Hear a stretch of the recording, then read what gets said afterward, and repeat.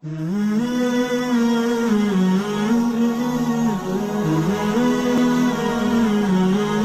seseorang itu disebut sebagai cinta dunia?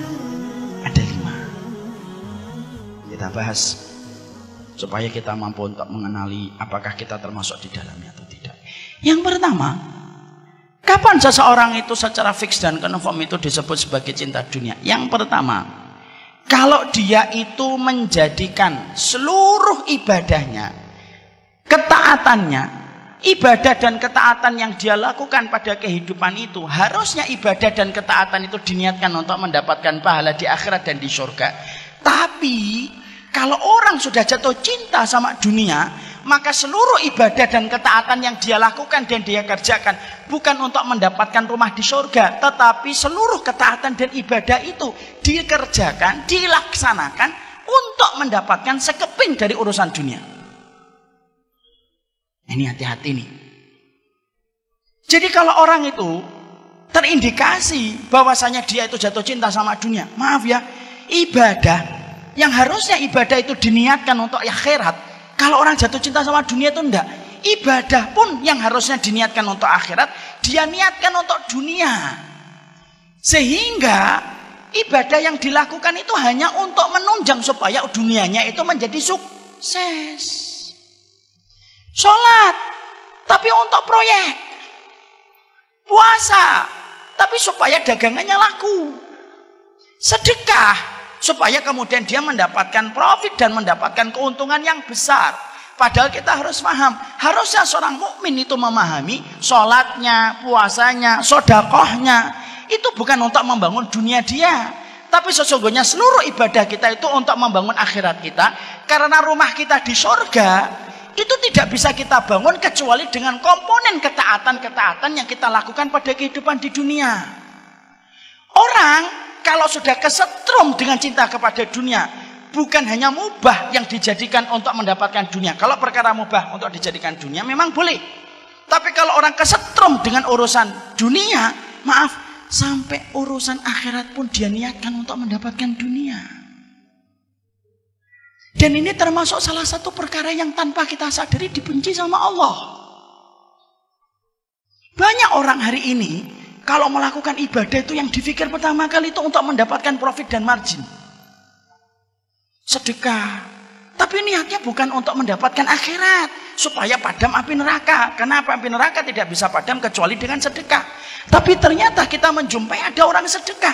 Niatnya supaya dagangan dia itu laku. Padahal ini satu kesalahan, ikhwan. Maaf ya, Allah itu membagi dunia kepada kita itu bukan berdasarkan ibadah. Tapi Allah itu membagi dunia dalam kehidupan kita berdasarkan takdir yang ditetapkan oleh Allah 50.000 tahun sebelum Allah menciptakan langit dan bumi. Kalau Allah itu membagi dunia kepada kita berdasarkan ibadah kita, satu, para sahabat itu tidak ada yang miskin dan para sahabat tidak ada yang fakir. Padahal faktanya mu'dhamus sahabati fuqara. Padahal faktanya rata-rata para sahabat itu miskin. Padahal mereka ibadahnya lebih tinggi daripada ibadah kita. Kenapa para sahabat itu miskin padahal ibadahnya luar biasa? Di situ kita mendapatkan sebuah bukti. Allah bagi dunia bukan berdasarkan ibadah. Yang kedua, kalau Allah itu membagikan dunia kepada kita berdasarkan harta, berdasarkan ibadah, berarti orang-orang yang tidak beriman itu harusnya tidak punya duit. Orang yang tidak beriman, yang tidak pernah dzikir pagi, dzikir petang, apalagi datang ke kajian kayak gini, harusnya tinggalnya mereka di bawah jembatan. Tapi kenapa banyak orang kafir yang tidak beriman? Mereka hartanya lebih banyak daripada kita, mobilnya lebih bagus daripada kita, motornya lebih bagus daripada kita, kemana-mana pakai jet pribadi. Kita pakai pesawat itu pun yang ekonomi, yang bagasinya bayar sendiri lagi, ya kan? Kalau memang ibadah, kalau memang dunia itu dibagi berdasarkan ibadah, harusnya mereka itu lebih miskin daripada kita. Tapi kenapa kita menjumpai orang yang tidak beriman? Kenapa mereka itu hartanya lebih banyak daripada kita? Di situ kita menjumpai bahwasanya Allah itu membagikan dunia bukan berdasarkan ibadah, tapi berdasarkan takaran takdir. Jadi maaf ya ikhwan ya, saya ingin membuka sebentar. Antum namanya siapa, akhi? Asmaun, Masya Allah. Umur berapa, akhi? 19 tahun. Kalau Asmaun ini antum ditakdirkan mendapatkan rezeki 10 miliar, walaupun antum jarang tahajud, kira-kira 10 miliar datang atau tidak datang? Apa? Datang atau tidak datang? Insya Allah datang dan tidak? Datang atau tidak? Insya Allah datang. Umar minta, kalau saya ditakdirkan mendapatkan uang 50 miliar, kalau saya jarang sholat duha, kira-kira 50 miliar itu saya dapatkan atau tidak saya dapatkan? Dapatkan. Jadi ternyata sholat duhanya kita itu tidak ada kaitannya dengan dunia. Urusan tahajud kita itu tidak ada kaitannya dengan materi. Tapi ternyata urusan akhirat kita itu ditopang dengan ibadah kita di dunia ini untuk mendapatkan akhirat. Tapi orang kalau jatuh cinta sama dunia karena khawatirnya dia terhadap dunia, maaf, lu sampai urusan ibadah yang harusnya diniatkan untuk akhirat, untuk mendapatkan akhirat yang lebih baik, karena dia cinta dan gandrungnya sama dunia, ibadah itu diniatkan untuk dunia. Dan maaf ya, karena antum, saya sudah hafal hadisnya, innamal a'malu binniyat. Segala sesuatu itu tergantung niatnya. Jadi bisa jadi kalau ada orang nanti beribadah, kok niat pertamanya tidak ada yang menggerakkan dia ketika beribadah kecuali karena ingin mendapatkan sekeping dari kenikmatan dunia, dikasih sama Allah. Tapi maaf, di akhiratnya mungkin tidak lagi dikasih oleh Allah, karena balasannya sudah Allah sempurnakan pada kehidupan kita di dunia. Ada orang nanti ketika disidang oleh Allah dalam pengadilan akhiratnya, dia bingung, loh Allah, mana sholat tahajud saya? Allah jawab, loh sholat tahajud kamu kan supaya dagangan kamu laku. Sudah aku jadikan laku kan daganganmu yang ada di pasar. Dan tidak ada lagi balasan. Bisa jadi kalau ada orang setiap hari taklim kayak saya, tapi niatnya hanya untuk menggenggam dunia dan bukan niat yang pertama untuk menyampaikan kalimat Allah. Bisa jadi ketika ditimbang oleh Allah, dia bertanya, loh saya taklim setiap hari, kok nggak ada di dalam mizan saya, itu kemana taklim saya setiap waktunya ketika dakwah? Jawab lagi sama Allah, taklim kamu itu kan supaya kamu itu menumpuk-numpuk kekayaan. Sudah aku jadikan kamu menumpuk kekayaan kan ketika di dunia, dan akhirnya tidak ada lagi balasan di dunia, di akhirat. Ada lagi orang sedekah, dia sedekah terus sampai kemudian dia ketika di dalam mizan dia ngeliat, loh sedekah saya sudah ratusan juta kok nggak ada. Jawab lagi sama Allah, loh bukannya kamu sedekah itu supaya mendapatkan keuntungan besar, dan aku sudah jadikan keuntungannya besar kan ketika di dunia, dan selesai, habis. Disebabkan ketika kita menjadi orang cinta sama dunia, saking khawatirnya kita untuk menjadi orang yang tidak punya apa-apa, loh sampai urusan akhirat pun kita paksa dan kita seret urusan akhirat itu untuk urusan dunia. Padahal itu salah satu perkara yang merusak ibadah kita kepada Allah. Allah itu zat yang pecemburu. Allah itu paling tidak suka kalau hati manusia bercabang ketika beribadah. Kalau kita sholat hanya gara-gara seorang wanita, sholat kita tidak sah. Sama, kalau sholat kita hanya untuk dunia pun Allah menjadikan sholat itu tidak sah. Kalau ada orang sedekah gara-gara ada Pak Bambang, akhirnya sedekahnya tidak diterima sama Allah. Sama, orang yang sedekah karena ingin mendapatkan dunia pun sama dengan orang yang sedekahnya untuk Bambang. Dan akhirnya tanpa disadari itu merusak pada kehidupan kita. Makanya saya teringat sebuah asar. Asar itu sebuah riwayat. Dan poin yang pertama ini berat, tapi memang harus dibahas. Ada seorang ulama besar namanya Abdullah bin Mubarak, seorang tabi'in, tapi dia termasuk min kibari tabi'in. Min kibari tabi'in itu tabi'in tapi kedudukannya paling tinggi, Pak. Karena tabi'in itu terbagi menjadi 3 tabaqat. 3 tabaqat itu 3 lapis.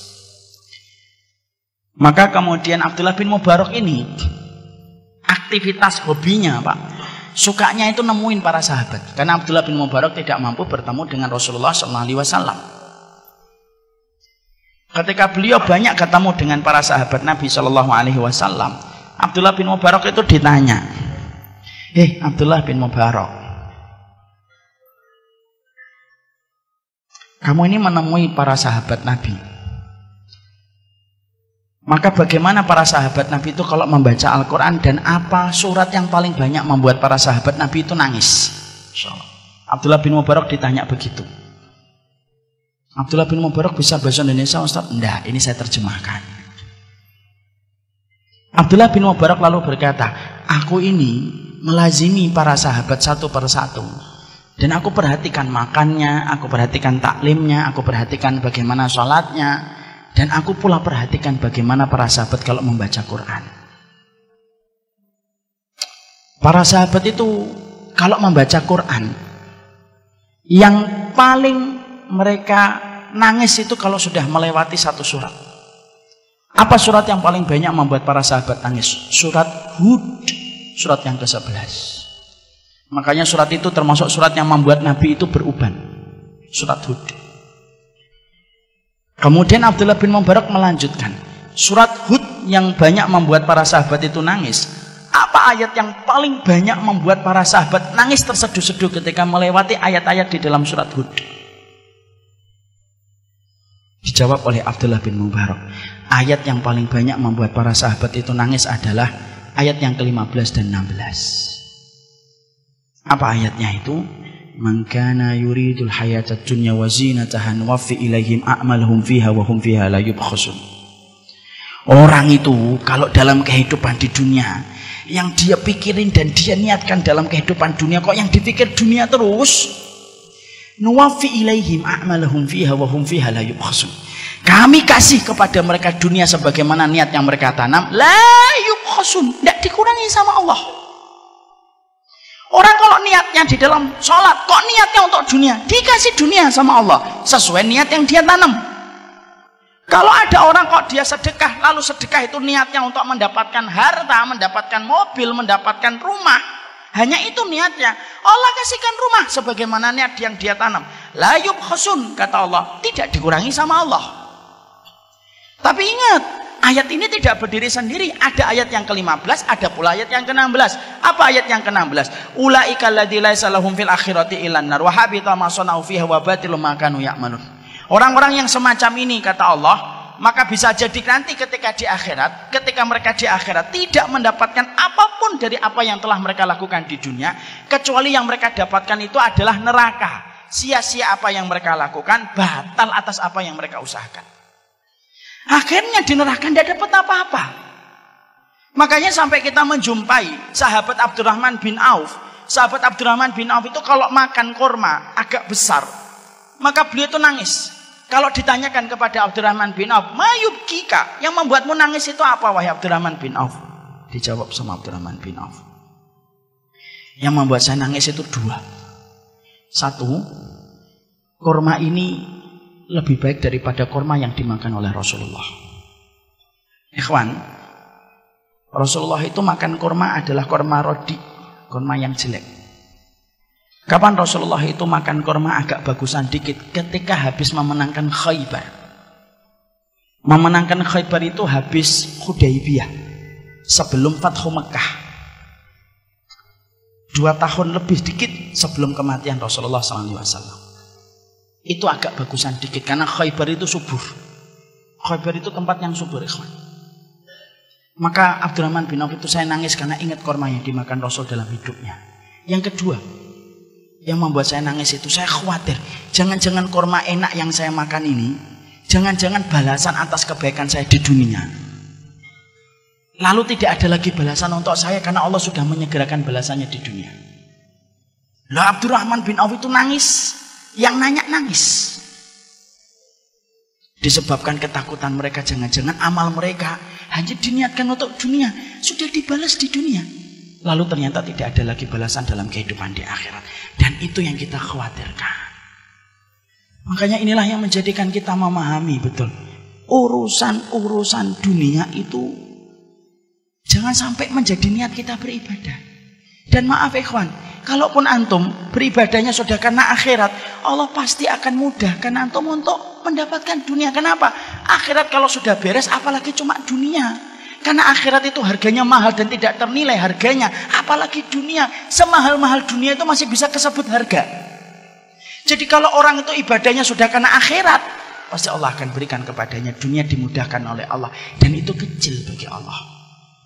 Makanya inilah yang menjadikan kita mikir, ya Allah, jangan-jangan kita itu selama ini ibadah, tapi cita rasanya cita rasa dunia. Sholat, rajin, tapi untuk dunia. Ya memang dapat, tapi setelah dapat tidak ada lagi balasan di akhirat, karena Allah sudah segerakan di dunia. Dan maaf, kalaupun kita tidak menjadikan niat ibadah kita untuk dunia, karena memang takdirnya kita dapat 5M itu datang. Tapi jangan niatkan ibadah itu untuk dunia, karena Allah itu zat pecemburu. Allah itu pecemburu kalau niat hatinya manusia itu sudah diniatkan untuk Allah, tapi dia bercabang dan berselingkuh. Dia niatkan untuk dunia. Allah kok disamakan dunia, padahal di hadapan Allah dunia itu sebagaimana sayap seekor nyamuk. Makanya kalau ada orang sudah meniatkan untuk dunia, ayat surat Hud yang tadi kita baca dalam 2 ayatnya, itu bisa mengenai kepada siapapun. Maaf ya, dakwah ketika jadi ustadz itu yang paling susah itu bukan menghafalkan ayat. Enggak. Bukan ketika menghafalkan hadis. Enggak. Dakwah itu yang paling berat itu apa? Bagaimana menjaga niat supaya terjaga hanya semata-mata karena Allah. Jadi kalau ada ustadz kok tiba-tiba pengen libur, antum harus paham. Mungkin ustadznya lagi susah jaga niatnya. Karena dakwah itu tidak segampang yang terlihat. Ada kesulitan menjaga niat. Ada proses yang berat bagaimana apa yang dari hati sampai ke hati.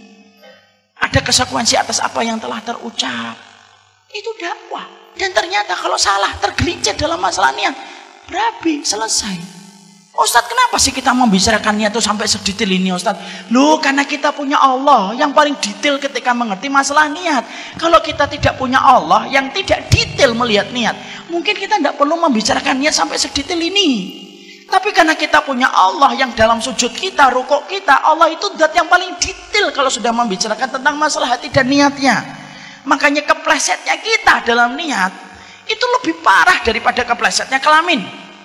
Keplesetnya kita dalam niat itu lebih parah daripada keplesetnya kaki kita. Dan itu yang kita khawatirkan. Cinta dunia itu yang pertama. Semua urusan-urusan ibadah pun akan dibawa untuk mendapatkan dunia. Sekolah yang harusnya untuk akhirat diniatkan untuk dapat dunia itu juga tidak boleh. Makanya kita akan dapetin ada satu hadis, man ta'allamal ilma yubtagha bihi wajhullah la yata'allamuhu illa liyusiba arada minad dunya lam yaridu ahyatal jannah. Ada orang kalau dia mencari dunianya, mencari ilmu diniatkan untuk dunia, dan harusnya ilmu yang dia cari itu diniatkan untuk mencari wajahnya Allah, kok dia niatkan untuk dunia, maka dia tidak akan mencium baunya surga. Saking dalamnya Allah membenamkan ia ke dalam pelukan api neraka. Makanya kalau kita tobat tuh jangan hanya tobat dari khamar. Kalau tobat itu bukan hanya tobat dari kita pernah bentak orang tua. Jangan itu saja. Tapi salah satu tobat kita adalah, ya Allah, kalau ada ibadah saya yang saya lakukan karena dunia, sadar atau tidak sadar, ampuni kami ya Allah. Allahumma inni a'udzubika an usyrika bika syai'an a'lamuhu wa astaghfiruka lima la a'lamuhu. Dan itulah yang pertama. Makanya orang kalau jatuh cinta sama dunia itu semuanya ditakar untuk dunia. Dan itu tidak betul. Ustadz, mungkin nanti ada yang bertanya. Nah, sebelum ada yang bertanya saya jawab duluan. Ustadz, kalau saya meminta dunia emang tidak boleh. Nah, kalau berdoa boleh. Karena kita kalau punya hajat, siapa yang kita minta kalau bukan Allah? Sampai urusan garam yang tumpah, minta gantinya sama Allah. Kalau doa minta dunia boleh. Yang tidak boleh itu ketika kita meniatkan ibadah selain permintaan, tapi yang mendorong kita beribadah itu bukan karena Allah, tetapi karena untuk mendapatkan sekeping dari kenikmatan dunia. Ada bapak-bapak saya tanya, saya harus sholat duha Ustaz. Sholat duha itu sunnah Pak, tapi kalau bagi saya hampir-hampir mewajibkan. Loh, kok gitu Pak? Iya, karena nanti dagangan saya jadi tidak ada apa-apanya kalau saya tidak sholat duha. Bingung saya. Padahal sholat duha itu kan untuk apa sih fungsinya sholat duha? Fungsinya sholat duha itu ngasih sedekah kepada 360 ruas tulang kita yang butuh disedekahin, dan sedekah itu dicukupi dengan kita sholat duha 2 rakaat. Makanya saya agak kurang sependapat.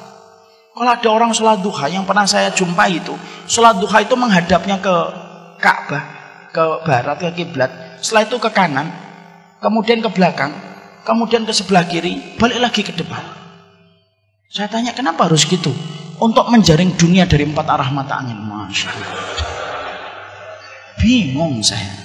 Muter aja sekalian kalau kayak gitu. Padahal kan duha itu kan karena kita pengen ngasih sedekah sama ruas tulang kita. Makanya habis ini, saya tidak ngerti Ustaz. Nah, moga-moga kita habis ini meminta ampunan kepada Allah. Dan doakan para ustadz yang ngajar antum adalah orang yang mereka terjaga niatnya. Dan itu yang pertama. Sampai di sini paham?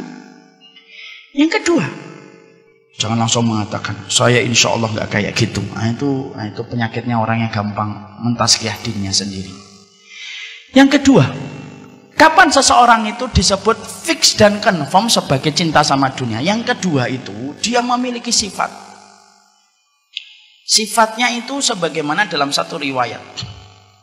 Dalam satu riwayat yang saya baca, dia kayak khimar di waktu siang. Tapi dalam beberapa penjelasan dia kayak asad, kayak singa dia di waktu siang. Wajussah fil lail, tapi kemudian dia jadi bangkai ketika di tengah malam.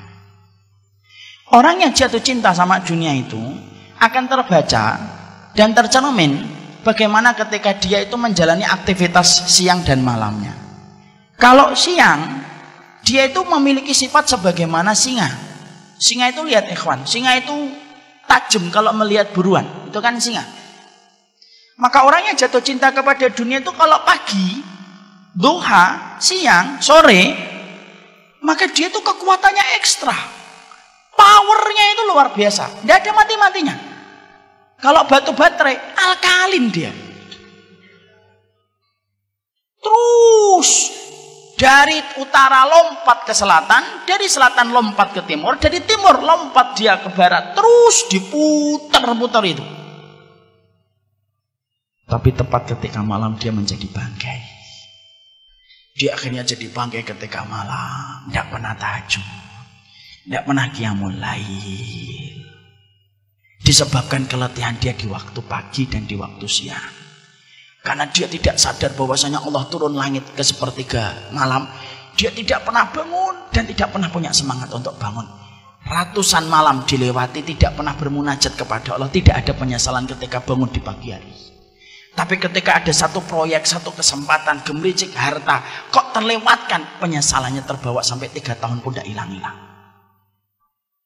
Jadi kalau ada orang, kalau dia memiliki 2 sifat, dia kayak keledai yang suka makan, atau sebagaimana singa yang luar biasa ketika mencari harta, tapi ketika malam itu kemudian dia tepar dan tidak pernah melaksanakan sholat malam untuk beribadah kepada Allah, maka itu salah satu di antara sifat orang yang sudah jatuh cinta sama dunia. Padahal maaf ya ikhwan, kita nyari rezeki itu memang bagian dari nafkah dan itu wajib. Betul, saya tidak mengatakan mencari nafkah itu haram, enggak. Mencari nafkah itu kewajiban. Tapi mencari nafkah itu juga kita harus paham waktunya. Karena tawakalnya kita, karena takaran kita kalau mencari harta itu sudah dibuat takaran waktunya oleh Rasulullah. Bagaimana Rasulullah itu menakar waktu kita untuk bekerja? Nabi itu kan sudah menyerupakan cara kita bekerja itu sebagaimana burung ketika bekerja. Taqdu himasan wa taruhu bitonan. Nabi itu menyerupakan tawakalnya kalian itu sebagaimana tawakalnya burung. Pergi di waktu pagi dalam kondisi perutnya kosong, pulang di waktu sore dalam kondisi penuh. Berarti takaran kita kalau kita bekerja frekuensi waktunya itu antara pagi sampai sore. Kira-kira berapa jam? 8 jam sampai 10 jam. Pulang, mempersiapkan dia dan bercengkrama dengan istrinya dan keluarganya bersama-sama, kemudian dia itu mempersiapkan malamnya. Kalau sekarang enggak. Banyak orang yang selalu mengatakan saya mencari nafkah, berangkatnya sebelum subuh, pulang-pulang tengah malam. Mana ada burung pulang tengah malam? Itu namanya burung hantu. Tapi orang itu ketika akhirnya tidak sadar, akhirnya apa? Semacam itu. Dan dia itu selalu membela diri ketika dia selalu mengatakan bahwasanya ini merupakan bagian dari cara dia mencari nafkah. Maaf ikhwan, semua itu ada takarannya. Antum kalau semangat sholat maghrib, lalu antum tambahi dari 3 menjadi 5, walaupun khusyuk, tidak akan diterima dan tidak akan dicatat malaikat raqib. Kenapa ini mati ini? Mari kita akhiri kajian kita pada maka kalau nambahi sesuatu pada sesuatu yang tidak ada takarannya itu tidak boleh. Kalau sholat kita aja tidak boleh berlebihan, apalagi urusan ketika mencari nafkah. Akhirnya orang atas nama mencari nafkah habis waktunya untuk mencari duit. Senin sampai Jumat kerja, Sabtu Ahad ngurusin hobi. Senin sampai Jumat kerja lagi, Sabtu dan Ahad ngurusin hobi. Malam tidak pernah bangun untuk bermunajat kepada Allah. Takaran waktunya rusak karena dia tidak menyesuaikan dengan takaran waktu yang disampaikan oleh Rasulullah. Maka akhirnya kalau ada orang dalam kondisi ketika dia mencari penghasilan atas nama nafkah untuk memberikan kecukupan kepada istri dan anaknya, tapi dalam kondisi takarannya melebihi batasan yang telah dibuat oleh Allah dan Rasulnya, hati-hati. Semacam ini berpotensi akhirnya tersetrum untuk mendapatkan cinta kepada dunia secara berlebihan. Dan akhirnya yang kita khawatirkan itu apa? Mungkin dapat dunia, tapi akhirnya diluputkan dari rezeki. Ini dari pagi nih saya ngomong antara dunia dan rezeki itu beda. Ini dari pagi sejak saya di Jogja. Saya ulang lagi di sini. Antum paham gak ikhwan? Bedakan antara dunia dengan rezeki. Orang kalau sudah membabi buta untuk mencari dunia, maka Allah ngasih kepada dia dunia. Tapi Allah menahan dia untuk tidak mendapatkan rezeki. Karena beda antara dunia dengan rezeki itu beda. Dunia itu angka deret. Dari nominal-nominal yang kita pengen peroleh itu dunia. Itu dunia. Tapi kalau rezeki cakupannya lebih luas daripada dunia. Karena rezeki itu tidak terbatas hanya angka deret. Allah itu mencela dunia. Tapi Allah itu tidak pernah mencela rezeki. Pernah nggak Allah mencela rezeki? Enggak. Bahkan kalau antum membaca salah satu pada surat At-Tolak, Allah itu mensifati surga itu rezeki. Wa qad ahsanallahu lahu rizqa. Allah ketika menceritakan orang mukmin yang masuk surga, Allah menutup ayat itu pada surat At-Tolak ayat yang ke-11. Wa qad ahsanallahu ilaihi rizqa. Allah telah memperbaiki urusan rezeki mereka ketika mendapatkan surga. Allah itu tidak pernah mencela rezeki, tapi Allah mencela dunia. Makanya maaf ya, sampai orang ketika dibenamkan di dalam neraka pun Allah masih hinakan dia dengan dunianya yang dulu mereka peroleh. Wa yauma yu'radul ladzina kafaru 'alan nari adhabtum thayyibatikum fi hayatikumud dunya wastamta'tum biha. Mana dunia yang dulu kalian banggakan, yang menjadikan kalian menolak setiap ayat-ayat yang aku sampaikan. Rasulullah itu tidak pernah minta dunia, tapi Rasulullah itu minta rezeki. Pernah nggak kita mendapati Rasulullah minta dunia? Enggak. Tapi Rasulullah itu minta rezeki. Makanya tidak ada zikir yang tidak pernah ditinggalkan Nabi kalau habis sholat subuh kecuali rezeki. Kecuali zikirnya apa? Allahumma inni as'aluka ilman nafi'an wa rizqan thayyiban. Rezeki. Makanya kalau orang sampai nabrak takaran yang sudah dibuat sama Allah, mungkin dia puas karena mendapatkan apa yang dia mau. Terus-terusan dia nyari duit itu. Mungkin menggenggam dunia, tapi dia mungkin tidak menggenggam rezeki. Kenapa? Dia tidak pernah ketemu Allah kok pada sepertiga malam, karena dia menjadi bangkit di tengah kegelapan malam. Dan kalau orang itu cuma dapat dunia, maaf, sifatnya dunia itu tidak pernah mencukupkan. Makanya kalau mendapatkan rezeki, ada orang yang mendapatkan 3 juta tapi cukup. Tapi ada orang yang mendapatkan 30 juta tidak cukup kan? Kenapa? Karena 30 juta itu dunia baginya. Ada orang yang cuma gajinya 3 juta tapi cukup karena itu rezeki baginya. 3 juta, istrinya senyum. Masya Allah, rezeki. Ini rezeki. Ini rezeki. Jadi akhirnya istrinya cukup. Ketika gajinya 3 juta, kemudian istrinya dikasih 1,5, dikembalikan 1 jutanya. Ini 1 jutanya tidak usah kebanyakan. Memang berapa? Cukup 500.000 aja, Masya Allah. Istri kayak gini nih yang harus dicari. Maka kemudian cukup anaknya dikasih lontong, sudah nikmat, sudah bersyukur sama orang tuanya, itu rezeki. Maaf ya, kadang-kadang ada orang 30 juta, istrinya protes. Padahal sudah dikasih nafkah 10-15 juta, dikasih nafkah 20 juta. Anaknya tidak pernah puas dengan barang-barang yang dibelikan sama orang tuanya. Kalau bukan barang branded maka tidak mau pakai perkara itu, dan dia malu sama teman-temannya. Akhirnya apa? 30 juta serasa 500.000. Tapi ada orang yang mendapatkan 3 juta, tapi serasa 30 juta. Dan yang membedakan itu cuma satu. Kita ini dapat dunia atau rezeki.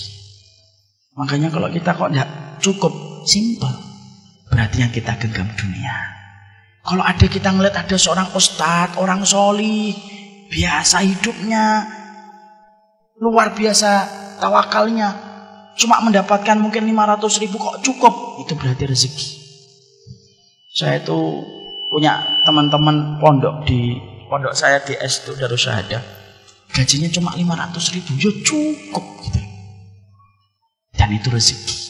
Makanya saya sering berdoa, sederhanakan dunia kami ya Allah, tapi lapangkan rezeki kami.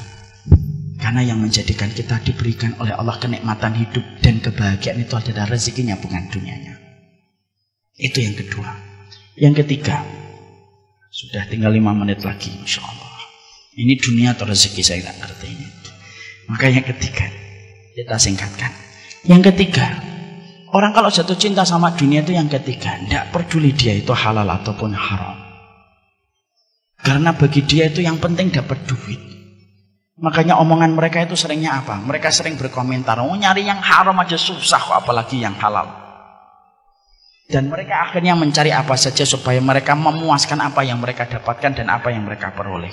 Padahal maaf ya ikhwan, salah satu musibah besar pada anak Adam, pada kehidupan Nabi Adam yang pertama itu, tidaklah Nabi Adam dikeluarkan dari surga bukan karena zina, tapi dikeluarkannya Nabi Adam itu karena memakan satu buah yang diharamkan oleh Allah. Itu pun satu gigitan tok, tapi sudah cukup bagi Allah untuk mengusir Nabi Adam dari surga.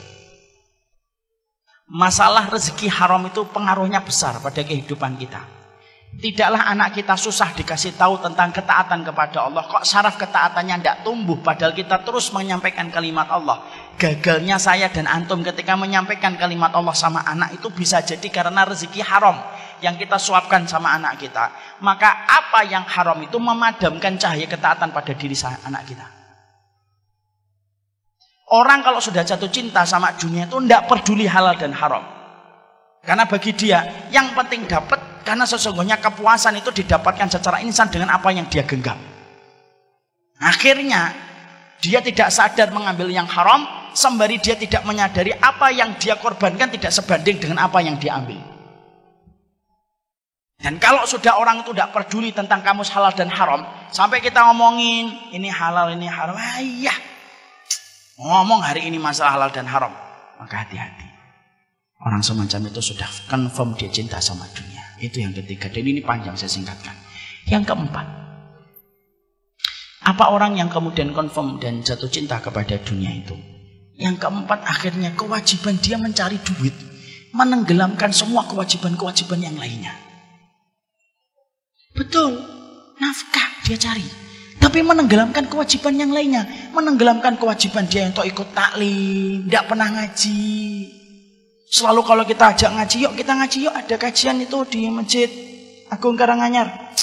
Saya lagi sibuk. Dikiranya orang yang datang ke kajian pengangguran. Segini banyaknya nganggur semua. Dia tidak sempat untuk taklim, tidak sempat bicara tentang dakwah.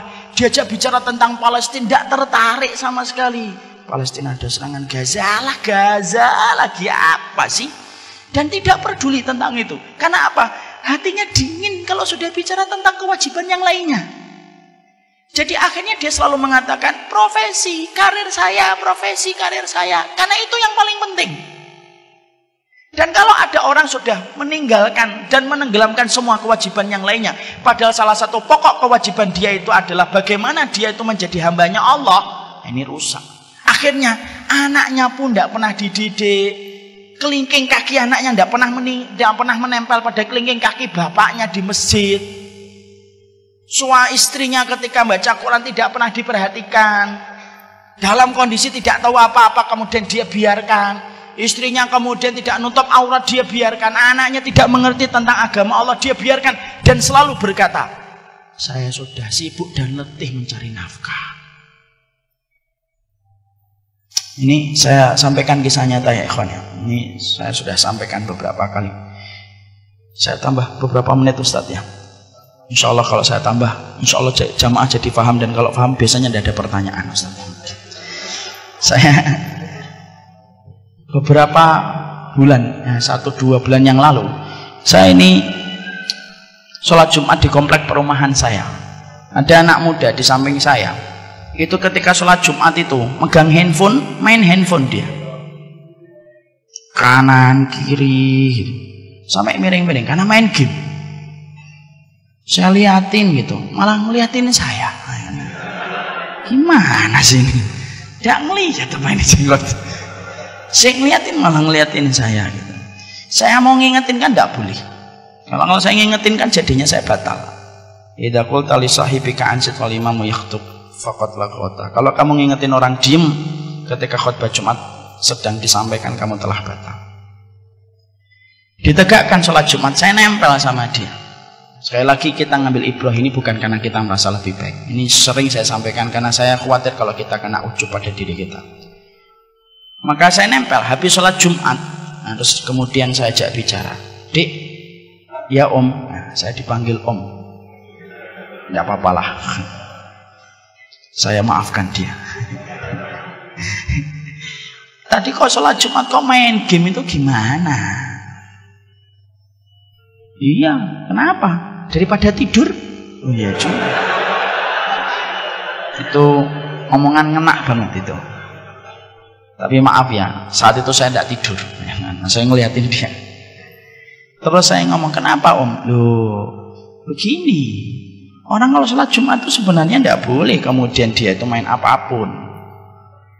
Rasulullah itu menjelaskan, orang yang megang kerikil ketika dia khutbah Jumat aja batal. Man masal khassa faqad lagha. Makanya maaf ya ikhwan, kita ini kalau sholat Jumat main-main sajadah, karpet diginikan. Hati-hati itu bisa terkena hadis yang tadi. Itu tidak boleh.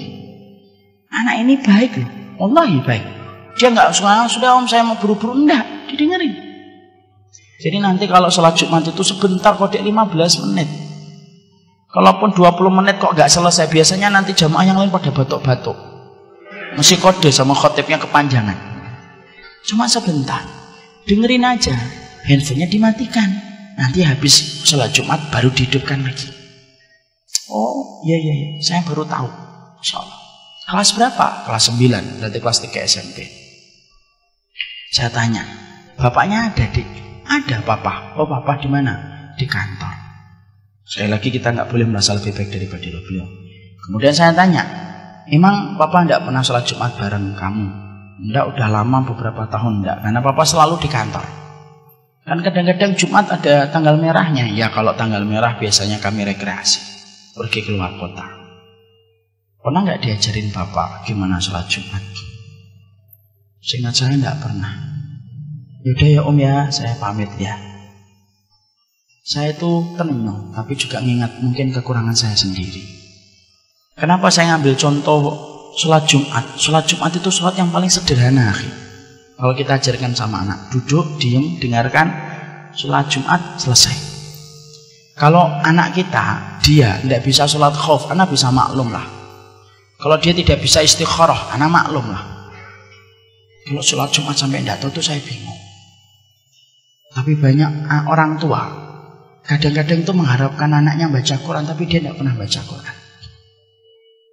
Banyak orang tua itu yang kadang-kadang mengharapkan anaknya di masjid, tapi dia tidak pernah menempelkan kelingking kakinya dengan kelingking anaknya di masjid. Dan itu salah satu di antara ciri khasnya orang kalau jatuh cinta sama dunia. Semuanya selalu dijadikan pembenaran atas nama mencari nafkah untuk keluarga. Sampai seorang ayah itu mengasih pendidikan itu sekarang nggak kepada ayah, kepada ibunya. Padahal maaf ya, pendidikan paling efektif di dalam Quran ketika menjelaskan tentang pendidikan orang tua itu ayah. Makanya maaf ya, kalau kita dapatin anak diperintahkan sama ibunya, nak mandi nak, sampai 10 menit.